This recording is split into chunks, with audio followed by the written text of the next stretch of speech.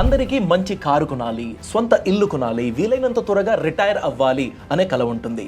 మీరు కూడా ఇలాంటి కలని శాలరీ మాత్రమే నమ్ముకుని చేరుకుంటాను అనుకుంటే మీరు ఎప్పటికీ ధనవంతులు కాలేరు, ఎప్పటికీ మీ కలని చేరుకోలేరు. ఎందుకంటే మీరు నమ్ముకున్న సింగిల్ సోర్స్ ఆఫ్ ఇన్కమ్కి ఏదైనా ప్రాబ్లం జరిగితే మీకున్న కుషనింగ్ ఏంటి, ప్లాన్ బి ఏంటి? శాలరీ. ఫర్ ఎగ్జాంపుల్, జాబ్ నుంచి మిమ్మల్ని తీసేశారు, శాలరీ ఇన్కమ్ నెక్స్ట్ మంత్ నుంచి రాదు. అప్పుడు మీ పరిస్థితి ఏంటి? మీరు నమ్ముకున్న బిజినెస్ మీద మీ దగ్గరున్న అన్ని సేవింగ్స్ని ఇన్వెస్ట్మెంట్గా పెట్టేశారు. ఒకవేళ బిజినెస్ లాస్ అయిపోయింది, అప్పుడు పరిస్థితి ఏంటి? ఇలాంటి సిచ్యువేషన్నే మన దేశంలో మిడిల్ క్లాస్ పీపుల్ ఫేస్ చేస్తూ ఉన్నారు. ప్రాక్టికల్గా దీన్ని అనలైజ్ చేద్దాం. 1 కిలో ఆటా ప్రైస్ 2 years బ్యాక్ 45 రూపీస్ ఉండేది, ఇప్పుడు 70 రూపీస్ చేరుకుంది. అలానే ఒక కప్ కాఫీ అనుకోండి, ఇంతకుముందు మేబీ 8 రూపీస్ 10 రూపీస్కి 1 కప్ కాఫీ దొరికేది. ఇప్పుడు మీకు ఒక డీసెంట్ క్వాలిటీ కాఫీ కావాలంటే అట్లీస్ట్ 25 to 30 రూపీస్ మీరు స్పెండ్ చేయాలి. ఆల్మోస్ట్ 60-70% వరకు ప్రైస్ అనేది పెరిగింది కదా. ఇదంతా జరిగింది కేవలం 2-3 సంవత్సరంలో. మీ శాలరీ 60-70% ఈ 3 yearsలో పెరిగిందా? లేదు కదా. ఎందుకలా? ఇదే మిడిల్ క్లాస్ మనీ ఛాలెంజెస్. అలా అయితే మిడిల్ క్లాస్ అంటే ఎవరు? ఏ కేటగిరీ వాళ్ళు మిడిల్ క్లాస్ కింద వస్తారు? మన భారతదేశంలో 144 కోట్ల జనాభా ఉంది. దీంట్లో 31% మిడిల్ క్లాస్ అండి. సో ఓవరాల్ మిడిల్ క్లాస్ అన్నది ఒక బ్రాడ్ కేటగిరీ. 31% ఆఫ్ 144 crores అంటే ఆల్మోస్ట్ 45 కోట్ల జనాభా మిడిల్ క్లాస్ కేటగిరీ కింద వస్తుంది. ఈ మిడిల్ క్లాస్ అని గుర్తించడానికి కొన్ని క్రైటీరియాలు ఉన్నాయి. దాంట్లో ఇన్కమ్ కూడా ఒకటి. సో ఈ middle class based on income అనడానికి ఒక 3 కేటగిరీస్ ఉంది. Category number 1 lower middle class. మీకు యాన్యువల్ ఇన్కమ్ 3 lakh నుంచి 6 lakh రూపీస్ వరకు ఉంటే ఇన్కమ్, వాళ్ళని లోవర్ మిడిల్ క్లాస్ అంటారు. అంటే మంత్లీ ఇన్కమ్ 25,000 నుండి 50,000 వరకు లోవర్ మిడిల్ క్లాస్ అని లెక్కిస్తారు. మిడిల్ క్లాస్ అని చూసుకున్నట్లయితే యాన్యువల్ ఇన్కమ్ 6 lakh నుండి 15 lakh రూపీస్ వరకు ఉన్నా కూడా, అంటే మీకు ఎవ్రీ మంత్ మీ పాకెట్లోకి 50,000 రూపీస్ నుండి 1.2 lakh రూపీస్ వరకు వస్తున్నా కూడా మీరు మిడిల్ క్లాస్ అని లెక్కిస్తారు. థర్డ్ కేటగిరీ ఏంటంటే 15 lakh రూపీస్ నుండి 30 lakh రూపీస్ వరకు మీ యాన్యువల్ ఇన్కమ్ రేంజ్ ఉంటే మిమ్మల్ని అప్పర్ మిడిల్ క్లాస్ అంటారు. అంటే ఇది కూడా మిడిల్ క్లాసే. ఒక నెలకి మీరు 2 lakh రూపీస్ కన్నా ఎక్కువ సంపాదిస్తున్నా కూడా మీరు మిడిల్ క్లాస్ కేటగిరీలోనే ఉంటారు. వీళ్ళది 1 సోర్స్ ఆఫ్ ఇన్కమ్ మాత్రమే ఉంటుంది. ఒకవేళ ఈ ఒక్క సోర్స్ ఆఫ్ ఇన్కమ్కి ఏదైనా ప్రాబ్లం కలిగితే గ్రాడ్యువలీ వీళ్ళు అన్ని కోల్పోయే ఛాన్సెస్ ఉంటుంది. వీళ్ళ ఫ్యామిలీ డ్రీమ్స్ అక్కడే స్టక్ అయ్యే ఛాన్సెస్ ఉంటుంది. సో ఫ్యామిలీ డ్రీమ్స్ అంటే పిల్లల స్కూల్ ఫీజు, ఇంటి నెసెసిటీసు, ఇన్సూరెన్స్ గురించి పే చేయాలి, ఇంటి ఈఎంఐ గురించి కట్టాలి, వీటన్నిటిని మేనేజ్ చేయాలంటే సోర్సెస్ ఆఫ్ ఇన్కమ్ ఎక్కువ ఉండాలి. 1 సోర్స్ ఆఫ్ ఇన్కమ్ మీద డిపెండెంట్ అవ్వకూడదు. అలా అయితే దీనికి సొల్యూషన్ ఏంటి? మోర్ సోర్సెస్ ఆఫ్ ఇన్కమ్ని క్రియేట్ చేసుకోవడానికి మనకున్న అవకాశాలు ఏంటి? దాన్ని చేరుకోవడానికి నా దగ్గర అంత స్కిల్ సెట్ ఉందా? ఇది ఎలా ప్లాన్ చేసుకోవాలంటే ఒక మెయిన్ డిఫరెన్స్ మనం కనుక్కోవాలి. మొదటిది యాక్టివ్ ఇన్కమ్, రెండోది ప్యాసివ్ ఇన్కమ్. మనం డిస్కస్ చేస్తున్న మెయిన్ టాపికే ప్యాసివ్ ఇన్కమ్. యాక్టివ్ ఇన్కమ్ అంటే మీ టైంని ట్రేడ్ చేస్తున్నారు. అంటే ఎవ్రీ డే మీరు ఆఫీస్కి వెళ్తారు, 9 to 10 hours డెడికేట్ చేస్తారు, మీ స్కిల్ సెట్ని వాడుకుంటారు, దానికి మీకు శాలరీ అన్నది వస్తుంది. మీరు ఎంతైతే అవుట్పుట్ ఇస్తారో దాని గురించి. ఒకవేళ ఆ యాక్టివ్ ఇన్కమ్ ఎక్కువ అవ్వాలంటే ఉన్న అవకాశాలు ఏంటి? మీరు ఎక్కువ రోజు పని చేస్తే ఎక్కువ శాలరీ అనేది దొరుకుతుందా? ఇప్పుడు మీరు ఈ ఐటీ ఫీల్డ్, కార్పొరేట్ స్ట్రక్చర్ చూసుకున్నట్లయితే 9 hours మీకు ఎంత వీలవుతుందో దాన్ని చేయండి. ఒకవేళ మీ వర్క్ ఇంకా బ్యాలెన్స్ ఉంటే దాన్ని ఓవర్ టైం పనిచేసి లేకపోతే వీకెండ్లో పనిచేసి దాన్ని క్లియర్ చేయమని చెప్తారు తప్ప మీరు ఎక్కువ పని చేశారు దాని గురించి ఎక్కువ శాలరీ వస్తుంది ఇలాంటి కాన్సెప్టే లేదు. సో యాక్టివ్ ఇన్కమ్ కేటగిరీ కింద మీ శాలరీ డబుల్ అవ్వాలంటే ఎక్స్పీరియన్స్ అవ్వాలి, క్విక్గా అవ్వాలంటే మీ స్కిల్ సెట్ నెక్స్ట్ లెవెల్కి వెళ్ళాలి, ఎక్కువ రెస్పాన్సిబిలిటీస్ తీసుకోవాలి. అప్పుడు మీకు శాలరీ డబుల్ అయ్యే ఛాన్సెస్ ఉంటుంది. That's a gradual process. అదే ప్యాసివ్ ఇన్కమ్ అని చూసుకున్నట్లయితే మీ యాక్టివ్ ఇన్వాల్వ్మెంట్ అవసరం లేదు. సో నేను పనికి వెళ్తున్నాను, నేను పనికి వెళ్తే మాత్రమే నాకు ఇన్కమ్ వస్తుంది. ప్యాసివ్ ఇన్కమ్ అలా కాదు. నాకు 50,000 రూపీస్ శాలరీ వచ్చింది అనుకోండి, 20,000 రూపీస్ ఖర్చు పెడతా నా మీద నేను, ఇంకో 10,000 రూపీస్ దేనికైనా ఎమర్జెన్సీకని సేవ్ చేస్తా, మిగిలిన 20,000 రూపీస్ నేను మ్యూచువల్ ఫండ్లో ఇన్వెస్ట్మెంట్ పెడతాను అనుకోండి. ఆ మ్యూచువల్ ఫండ్ ఇన్వెస్ట్మెంటు ఏ మ్యూచువల్ ఫండ్ కేటగిరీ మీద ఇన్వెస్ట్మెంట్ పెట్టాలి అని డిసిషన్ తీసుకునే వరకు మాత్రమే నా ఇన్వాల్వ్మెంట్ ఉంటుంది. దాని తర్వాత నేను దాని గురించి థింక్ చేయకపోయినా, దాన్ని చూసినా చూడకపోయినా కూడా మ్యూచువల్ ఫండ్ ఇన్వెస్ట్మెంట్ అనేది గ్రాడ్యువల్లీ గ్రోత్ అవుతూ ఉంటుంది. మీరు నిద్రించే సమయంలో కూడా మీ ఇన్వెస్ట్మెంట్ అనేది పెరుగుతూ ఉంటుంది. మీ గురించి పనిచేస్తూ ఉంటుంది. సో ఇది పాసివ్ ఇన్కమ్ ఆప్షన్. సో ఈ పాసివ్ ఇన్కమ్ ఆప్షన్ ఎక్కువైంది అనుకోండి, నాకు 1 సోర్స్ ఆఫ్ ఇన్కమ్ ఉంది శాలరీ, సెకండ్ నేను ఇన్వెస్ట్మెంట్ పెట్టేశాను, ఇలాంటిది ఇంకొన్ని నేను యాడ్ ఆన్ చేసుకున్నాను. పాయింట్ నెంబర్ 1, మీకు ఒక ఫినాన్షియల్ సెక్యూరిటీ ఉంటుంది.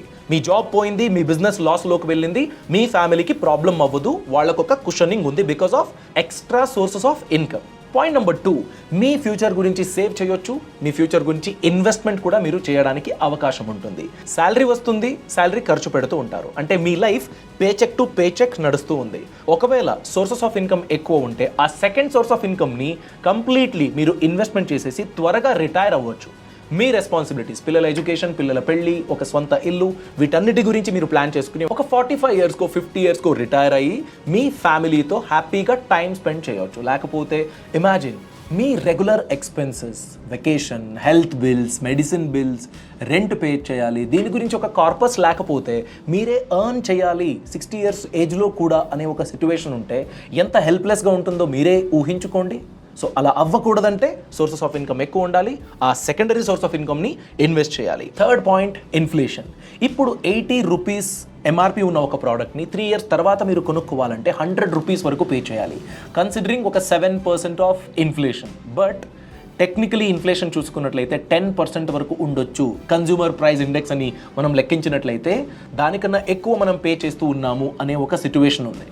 సో మీ రిటైర్మెంట్ గురించి మీరు ప్లాన్ చేస్తున్నారంటే, మీ ఏజ్ ఇప్పుడు 30 ఇయర్స్ అయితే ఇప్పుడు మీకు కావాల్సిన ఒక 50,000 రూపీస్ మీ రిటైర్మెంట్ ఏజ్లో మినిమం 2 lakh రూపీస్ ఉండకపోతే మీరు ఆ ఎక్స్పెన్సెస్ని మేనేజ్ చేయడానికి అవ్వదు. మీ శాలరీ మాత్రమే నమ్ముకుని మీ రిటైర్మెంట్ ఎక్స్పెన్సెస్ని మీరు మేనేజ్ చేయగలరా? లేదు అనే ఆన్సర్ మీదైతే ఇప్పుడే ఎక్స్ట్రా సోర్సెస్ ఆఫ్ ఇన్కమ్ని ప్లాన్ చేసుకోండి. ఫోర్త్ అండ్ లాస్ట్ పాయింట్ అండి, మీకు నచ్చినట్లు మీరు లైఫ్ని లీడ్ చేయడానికి ఒక బిజినెస్ని స్టార్ట్ చేయాలి, లేకపోతే నేను ఫారిన్ వెకేషన్కి వెళ్ళాలి, నాదొక హాబీ ఉంది, దాన్నే బిజినెస్గా ట్రై చేయాలి, ఆర్గానిక్ ఫార్మింగ్ నా గోల్ అయి ఉండేది, ఎకనామికలీ వయబులా అనే ఒక డౌట్తో నేను ఎప్పుడు ఇంప్లిమెంట్ చేయడానికి ట్రై చేయలేదు, అట్లీస్ట్ లైఫ్లో ఒకసారి ఇంప్లిమెంట్ చేయాలి అనే ఒక ఆశ ఉంది. ఇలాంటి కలల్ని మీరు నిజంగా చూడాలనుకుంటే మీ ఎక్స్ట్రా సోర్సెస్ ఆఫ్ ఇన్కమ్ ఆ లగ్జరీని మీకు ఇస్తుంది. వీటన్నిటిని ఒక మిడిల్ క్లాస్ వ్యక్తికి మనం కంపేర్ చేసి చూసినట్లయితే ఏమేమి చేయొచ్చు? ఫస్ట్ ఇన్కమ్ శాలరీ ఉంది, సెకండ్ ఇన్కమ్ తన దగ్గర ఉన్న ఒక ప్రాపర్టీని రెంట్కి ఇవ్వచ్చు, maybe residential property, commercial property, empty space కూడా రెంట్కి ఇవ్వచ్చు, కెమెరా ఉంది, కెమెరాని రెంట్కి ఇవ్వచ్చు, ఎడిటింగ్ సిస్టమ్ ఉంది, గ్రాఫిక్ డిజైనర్ సిస్టమ్ ఉంది, వీటిని కూడా రెంట్కి ఇవ్వచ్చు, కార్, బైక్, వీటిని కూడా రెంటల్ కింద తీసుకుంటారు, అలాంటి ఒక ఆప్షన్ ఉంది. దెన్ రిటర్న్స్, అంటే మీ ఇన్వెస్ట్మెంట్ కింద వచ్చే రిటర్న్స్. నా దగ్గర ప్రాపర్టీయే లేదు బట్ మీరు ఇన్వెస్ట్మెంట్ చేయొచ్చు కదా, మంచి ఇన్వెస్ట్మెంట్ ఆప్షన్స్ని చూస్ చేసుకుని మీరు ఇన్వెస్ట్మెంట్ పెట్టడం ప్లాన్ చేసుకోవచ్చు.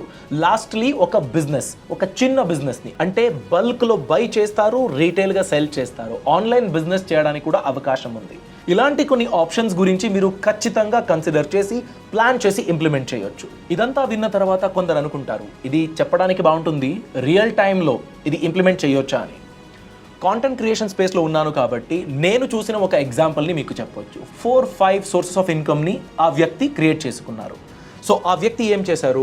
బేసికల్గా ఆ వ్యక్తి NISM సర్టిఫైడ్ రీసెర్చ్ అనలిస్ట్, అంటే మ్యూచువల్ ఫండ్ కంపెనీలో లేకపోతే అతనే వేరెవరైనా ఇన్వెస్టర్స్ ఉంటే వాళ్ళకి సజెస్ట్ చేయొచ్చు, ఇలాంటి ఒక ఇన్వెస్ట్మెంట్ ఆప్షన్ని మీరు కన్సిడర్ చేయొచ్చు, ఇది ఇలా పనిచేస్తుంది, ఇలాంటి ఒక బేసిక్ అండర్స్టాండింగ్ ఉన్న ఒక వ్యక్తి.